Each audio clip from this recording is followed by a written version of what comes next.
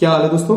आज हम class 12th का आपको हम एक्सरसाइज 7.5 का क्वेश्चन नंबर 7 को हल कराएंगे। इससे पहले मैंने जो वीडियो बनाई थी उसमें क्वेश्चन नंबर 6 सॉल्व कराया था, जो कि ऐसा क्वेश्चन था आंशिक भिन्न से हमें उसका समाकलन करना था। यानी कि उसमें लिखा हुआ था कि आंशिक भिन्न से आप इसको समाकलन कीजिए, यानी कि इंटीग्रेशन कीजिए। ठीक है दोस्तों, लेकिन किसी भी क्वेश्चन में ऐसा लिख के कभी नहीं आएगा। ठीक है दोस्तों, ये बात ध्यान रखना, बहुत ही केयरफुली, बहुत ही इंपोर्टेंट बात बता रहा हूँ। किसी भी क्वेश्चन में ये लिख के नहीं आएगा कि आप इसको आंशिक भिन्न से कैसे समाकलन करिएगा। ठीक है, उसमें खाली ये लिख के आएगा कि इसका इंटीग्रेशन करो, यानी कि समाकलन कीजिए। ठीक है, आपको बस पहचानना पड़ेगा। ये पहचान कब होती है? जब तक कि बच्चा प्रैक्टिस नहीं करता। जब प्रैक्टिस कर लेगा तो उसे कोई दिक्कत नहीं है किसी चीज की, किसी भी झंझट की। आराम से उसे एकदम पता चल जाएगा कि ये क्वेश्चन किस तरीके से होना है, किस टाइप से होना है। ठीक है दोस्तों, तो देरी न करते हुए स्टार्ट करते हैं। आप मुझे जानते हैं, मेरा नाम है साकेत और आप देख रहे हैं मेरा चैनल पाई टू जीरो। चलिए शुरू करते हैं। क्वेश्चन नंबर हमारा है 7 है। यहाँ पर integral X D X upon में X square plus 1 X minus 1। यहाँ पे कहीं नहीं लिखा है कि इसका आंसर, मतलब इसका समाकलन जो आप आंशिक भिन्न से करिए, आपको पहचानना पड़ेगा। ठीक है दोस्तों, तो इसको लिखते हैं हम, कैसे करते हैं जरा ध्यान से समझिएगा और वीडियो पे बने रहिएगा। स्किप नहीं करना है आपको, अगर स्किप कर देंगे तो आपको समझ में नहीं आएगा। ठीक, देखिए इसके गुणनखंड नहीं हो सकते क्योंकि बीच में माइनस चिन्ह नहीं है। एक्स स्क्वायर प्लस ए स्क्वायर का फॉर्मूला है, जबकि हमारा जो फॉर्मूला होता है वो एक्स स्क्वायर माइनस ए स्क्वायर का होगा, यानी कि एक बार माइनस में एक बार प्लस में। तो इसके तो फैक्टर होंगे नहीं, जिसके फैक्टर नहीं होते हैं। ठीक है दोस्तों, और इसके तो फैक्टर हो जाएंगे जिसके फैक्टर नहीं होते। मैंने आपको रूल बताया था, उसको हम ए एक्स पद यानी कि बढ़ा के लिखते हैं। ठीक है दोस्तों, मैं समझता हूं आपको अच्छी तरह समझ में आएगा। अब जैसे इस पर कोई पद नहीं है तो इसको हमने की तो सिंपल फैक्टर है, तो ए अपॉन एक्स माइनस 1 करके लिख लिया। इसके गुणनखंड नहीं होंगे तो इसे हम लिखेंगे बी एक्स, यानी कि इससे अगला पद बी एक्स प्लस सी, इस तरीके से लिखेंगे इसे बी एक्स प्लस सी के रूप में, और एक्स स्क्वायर प्लस 1 इस तरीके से हमने यहाँ पर इसे लिख लिया। ठीक है, ये तो इसके फैक्टर हो गए थे, इसे ए अपॉन करके लिख लिया। जिसके गुणनखंड नहीं होते हैं उससे अगला पद जो होता है, जैसे बी, इसका ए का अगला पद जो है बी है, तो बी एक्स प्लस सी के रूप में लिखेंगे जब फैक्टर नहीं होते तब। ठीक, इसको मैंने क्या किया, इक्वेशन फर्स्ट मान लिया। जब हम ए बी सी के मान ज्ञात कर लेंगे, यहाँ पे लगा देंगे, तब इसको सॉल्व करके यहाँ पे इसका इंटीग्रेशन करेंगे। ठीक है, अब हमने क्या किया, इसको हम एलसीएम लेके हल करते हैं यहाँ पर। तो ये वाला पद तो हमने ऐसे उतार लिया, एक्स माइनस 1।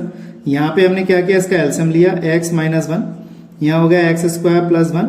ये कट जाएगा तो ए के साथ हमारे पास आएगा एक्स स्क्वायर प्लस 1, बी के साथ हमारा ये कट जाएगा तो बी एक्स प्लस सी, और यहाँ पे हो जाएगा हमारे पास एक्स माइनस 1 हो जाएगा। ठीक, इसके बाद हमने क्या किया, देखिए ये वाला स्टेप हमसे यहाँ पे कैंसिल हो गया। तो एक्स इंटू डी एक्स बराबर, इसके अंदर मल्टीप्लाई करेंगे तो ए एक्स स्क्वायर प्लस का ए हो जाएगा, इसकी गुणा इससे करेंगे तो बी एक्स स्क्वायर होगा, इसकी गुणा इससे करेंगे तो बी एक्स हो जाएगा, सी की गुणा इससे करेंगे तो सी एक्स हो जाएगा, और सी की गुणा इससे करेंगे तो माइनस का सी हो जाएगा।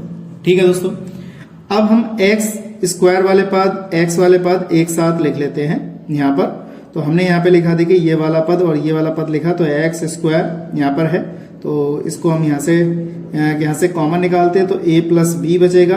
x वाला पद हमारे पास ये है, तो हमने क्या किया, माइनस का b इस तरीके से ब्रैकेट में लिख लिया, और x बचा, और यहाँ पे है b वाला पद भी है, x वाला पद भी है, तो x यहाँ से निकाल के माइनस का b प्लस का c लिख देंगे। कांस्टेंट पद भी हमारे पास है, देखिए कांस्टेंट पद ये रहा और कांस्टेंट पद ये रहा, यानी कि a माइनस सी हो जाएगा।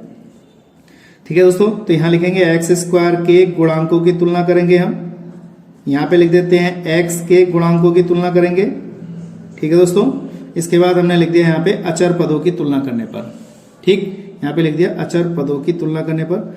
सबसे पहले एक्स स्क्वायर के गुणांक यहाँ पर इधर तो है नहीं, यहाँ पे दे रखा है a प्लस बी बराबर कितना, 0, a बराबर माइनस बी, यानी कि समीकरण नंबर 2 मान लेते हैं, क्योंकि हम एक समीकरण मान चुके हैं। इसके बाद x के गुणांक की तुलना करते हैं। x का गुणांक माइनस का b प्लस का c है, तो यहाँ पे x का गुणांक देखिए 1 है, तो 1 मान लिया यहाँ पर, ये समीकरण 3 हो गई। अचर पद की तुलना करते हैं तो a माइनस सी बराबर 0, क्योंकि यहाँ पे भी अचर पद कोई है ही नहीं, ना प्लस में ना माइनस में, तो ये समीकरण नंबर हमारी 4 हो गई। तो पहले हम क्या करते हैं, यहाँ पर a की जगह पे b लगा देते हैं और b की जगह पे फिर इसकी वैल्यू ज्ञात करते हैं। तो कैसे करते हैं जरा ध्यान से समझिएगा। तो मैंने पहले a बराबर माइनस का b यहाँ लगाया था, तो समीकरण 4 में a बराबर माइनस बी रखने पर रख देते हैं यहाँ पर। देखिए a माइनस सी बराबर 0 है, तो मैंने क्या किया, इसकी जगह पे माइनस का b लगा दिया, माइनस सी बराबर कितना, 0। अब ये समीकरण हमारी 3 है, ये हमने 5 मान ली। अब समीकरण 3 व 5 को हल करेंगे तो समीकरण 5 हमारे पास ये आ गई, वो समीकरण 3 हमारे पास ये आ गई इस तरीके से। देखिए c से c हमारा कैंसिल, तो 2b बराबर कितना, 1 आ गया। तो यहाँ पे b का मान कितना आ जाएगा हमारे पास, माइनस का 1/2 हो जाएगा। ठीक है दोस्तों, बी की वैल्यू जो आ गई हमारे पास माइनस के 1/2 हुई। इसी क्रम में देखा जाए तो ए का मान भी कितना आ जाएगा भाई हमारा, ए बराबर प्लस का 1/2 माइनस माइनस प्लस का हो जाएगा। अब रहेगी बात सी की, तो सी की हम किसी की वैल्यू में लगा देते हैं, समीकरण हम 4 में लगा देते हैं ऐसे। तो ए बराबर हम क्या लिख सकते हैं, सी लिख सकते हैं। ए की वैल्यू 1/2 तो सी का मान भी कितना आ गया, 1/2 आ गया। अब ये ए बी सी के मान हम कहाँ लगा दें, समीकरण 1 में लगा दें इस जगह पे, फिर उसका इंटीग्रल कैसे कर लेंगे और आसानी से हमारा जवाब हमें मिल जाएगा। ठीक है दोस्तों, तो समीकरण हमारी 1 क्या है, देखिए ये वाली है, तो यहां पे लिखते हैं हम। तो हमारे पास देखिए यहाँ पर x dx अपॉन में x स्क्वायर प्लस 1 और x माइनस 1 है, इस तरीके से लिखा। a की वैल्यू हमारे पास कितनी है, 1/2 यहाँ पे लिख दिया, dx अपॉन यहाँ पे x माइनस 1। b की वैल्यू कितनी आई, माइनस के 1/2 आई हमारे पास, ये लिख दिया। c की वैल्यू हमारे पास कितनी है, 1/2 है, और अपॉन में x स्क्वायर प्लस का 1 ये दे रखा है। हमने समीकरण 1 में ये सारे मान हमने यहाँ पर लगा दिए। ठीक है दोस्तों, 1/2 ये हमने dx लिखा, x माइनस 1 लिख लिया, यहां से हमारे पास 1/2 कॉमन आ गया, हमारे पास क्या बचा माइनस x और प्लस का 1। मैंने देखिए माइनस चिन्ह कॉमन नहीं निकाला, खाली 1/2 कॉमन निकाला है, और x स्क्वायर प्लस का 1 इस तरीके से मैंने यहाँ पर ये इतना लिख दिया। ठीक है, मैं समझता हूँ आपको अच्छी तरह समझ में आ गया होगा। जब इतना आ गया है तो आगे भी समझ में आएगा। देखिए मैंने किस किस को इस क्वेश्चन को किस तरीके से यहाँ पे अलग किया है। ठीक, अब हम क्या करते हैं, इसको और अलग कर लेते हैं। देखिए माइनस ये कितना 1/2 है, dx अपॉन x माइनस 1 इस तरीके से लिखेंगे। यहाँ पे dx हमने लिख दिया है, प्लस का 1/2 इसको अलग कर लेते हैं, तो माइनस के x upon x square plus 1 dx हो जाएगा। इस 1 के साथ इसको अलग कर लेते हैं, तो 1/2 और dx upon x square plus का 1 dx हो गया।